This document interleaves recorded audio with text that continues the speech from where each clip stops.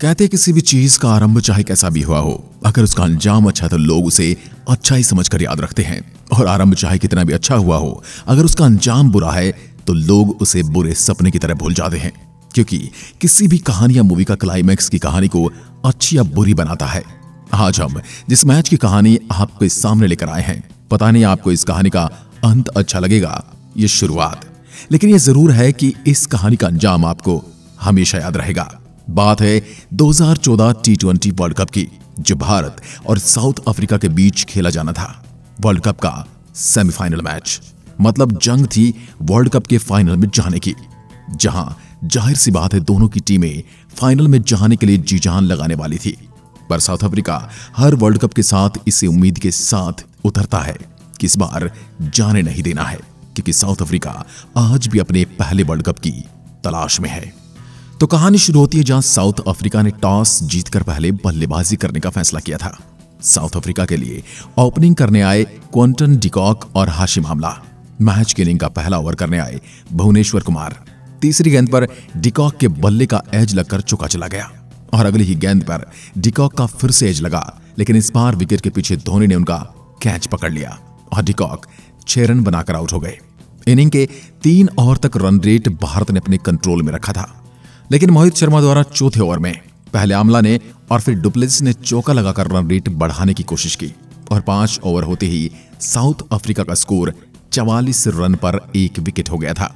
South Africa Bharat पर अब भारी पड़ने लगा था, लेकिन छठे ओवर की पहली गेंद पर अश्विन ने आमला को बोल्ड कर दिया। पावर प्ले की जंग तो भारत ने जीत रखी थी। अगले 3 ओवर में भारतीय गेंदबाजों को एक भी बाउंड्री नहीं लगी। 9 ओवर के बाद साउथ अफ्रीका का स्कोर 58 रन पर था, 2 विकेट। लेकिन यहां से डुप्लेसिस ने साउथ अफ्रीका का रन रेट बढ़ाना शुरू कर दिया। ओवर दर ओवर बाउंड्री आने लगी। रैना द्वारा फेंके गए 12वें ओवर में एक चौका और एक छक्का भी लगा। रन रेट और मूवमेंट दोनों ही साउथ अफ्रीका की तरफ होने लगा था। दूसरी तरफ जेपी डुमिनी भी शांत नहीं रहे और उन्होंने भी चौकों छक्कों की बरसात कर दी। भारत ब्रेक थ्रू की तलाश में था, यानी भारत को चाहिए थी कोई विकेट, जिसके लिए 14वां ओवर अश्विन को दिया गया। लेकिन अश्विन की दूसरी गेंद पर डुप्लेसिस ने छक्का जड़कर अपने इरादे साफ जाहिर कर दिए। लेकिन अश्विन ने डुप्लेसिस को बोल्ड कर भारत की गेम में वापसी करा दी। 14वें ओवर के बाद साउथ अफ्रीका का स्कोर 115, 3 विकेट के नुकसान पर। यहां से साउथ अफ्रीका के पास एक अच्छा मौका था बड़ा स्कोर बनाने का। डिविलियर्स ने आते ही चौका लगाकर उस मंशा को पूरा करना जरूर चाहा, लेकिन अश्विन ने डिविलियर्स को रोहित शर्मा के हाथों कैच आउट करा दिया, उनकी मंशा को चूर चूर कर दिया। लेकिन दूसरी तरफ डुमिनी टिके हुए थे, जो हर ओवर में बाउंड्री की मदद से साउथ अफ्रीका को एक अच्छा स्कोर तक पहुंचाने की कोशिश कर रहे थे। बची कुछ कसर आखिरी ओवर में मिलर ने मोहित को एक छक्का और चौका लगाकर पूरी कर दी। भारत को 173 रन का बड़ा लक्ष्य दिया गया। शायद 173 का टारगेट इतना भी बड़ा नहीं था, लेकिन सेमीफाइनल जैसे मुकाबले में यह टारगेट काफी बड़ा दिखाई देता है। सेमीफाइनल के प्रेशर के साथ भारत सिर्फ चेज नहीं करने वाला था, बल्कि कुछ ऐसा भी होने वाला था जो किसी भी दर्शक ने नहीं सोचा था, जो क्रिकेट जगत में कहीं नहीं हुआ था। दूसरी इनिंग शुरू हुई। भारत की तरफ से बैटिंग करने आए हिटमैन रोहित शर्मा और अजिंक्य रहाणे। शुरुआत काफी अच्छी रही। रोहित शर्मा ने पहले ओवर में 3 चौके जड़कर 14 रन बना लिए।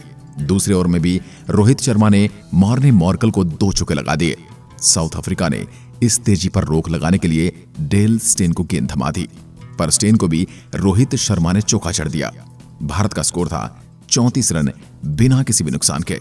अगले ओवर में रहाणे ने भी चौका जड़कर अपने हाथ खोलने शुरू कर दिए, लेकिन उसी ओवर में रोहित बड़ा शॉट खेलने की कोशिश में आउट हो गए। रोहित के बाद बैटिंग करने आए भारत के लिए उस वर्ल्ड कप में सबसे अच्छा प्रदर्शन करने वाले खिलाड़ी विराट कोहली। रहाणे और कोहली ने यहां से स्कोरबोर्ड जरूर आगे बढ़ाया, लेकिन रन रेट काफी नीचे आ गया। और फिर जब भारत को जरूरत थी 64 गेंद में 96 रनों की, तब रहाणे भी पर्नेल की गेंद पर आउट हो गए। रहाणे तब साथ छोड़कर चले गए जब भारत ने रन रेट बढ़ाने की कोशिश की, लेकिन फिर विराट कोहली ने तेजी से रन बनाना चालू किया। बैटिंग करने आए युवराज सिंह ने भी 2 चौके लगाकर विराट कोहली का साथ दिया। अब भारत को जरूरत थी 30 गेंद में 51 रन की। तभी अगले ओवर में कोहली ने एक छक्का लगाकर अपने 50 रन पूरे करे। कोहली अभी तक भारत के स्कोर को अपने कंधे पर लाद कर चल रहे थे। तभी इमरान ताहिर की एक गेंद पर युवराज कैच आउट हो गए। अब बैटिंग करने आए सुरेश रैना और अपना आक्रामक रवैया दिखाते हुए पहले छक्का और फिर चौका लगाकर चेस को और आसान कर दिया। अब भारत को जरूरत थी 16 गेंदों में 20 रनों की। फिर कोहली ने स्टेन को 2 चौके जड़कर पूरी तरह से मैच को भारत के अंडर में कर लिया। 19 ओवर की पहली गेंद पर रैना ने चौका लगाकर भारत को जीत के और करीब कर दिया, लेकिन अगली ही गेंद पर रैना आउट हो गए। लेकिन उनकी 10 गेंद में 21 रन की महत्वपूर्ण पारी थी, जिसे भारत हमेशा याद रखेगा। रैना के बाद बैटिंग करने आए कप्तान MS धोनी। बारी थी उस अंजाम की जिसकी बात हमने वीडियो की शुरुआत में की थी। जब भारत को जरूरत थी 7 गेंद में 1 रन की, तो स्ट्राइक पर थे MS धोनी। जब गेंद डाली गई तो धोनी ने उसे हिट न करते हुए गेंद को वहीं रोक लिया और रन नहीं बनाया, क्योंकि MS धोनी चाहते थे कि इस मैच को खत्म वही करे जो इसे यहां तक लाया है। यह देख कोहली भी हैरान हो गए और पूरा भारत डकआउट हंसने लगा। और वहीं स्टेडियम में बैठी जनता कोहली और धोनी को देखकर तालियां बजा रही थी। आखिर ओवर की पहली गेंद पर कोहली ने चौका लगाकर भारत को वर्ल्ड कप के फाइनल में एंट्री दिला दी। भारत वो वर्ल्ड कप तो नहीं जीता, लेकिन धोनी और कोहली की जोड़ी ने क्रिकेट फैंस को वो दृश्य जरूर दिए जो लोगों के दिलों में आज भी जिंदा है।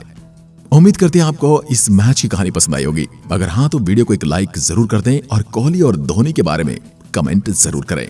धन्यवाद। जय हिंद, जय भारत।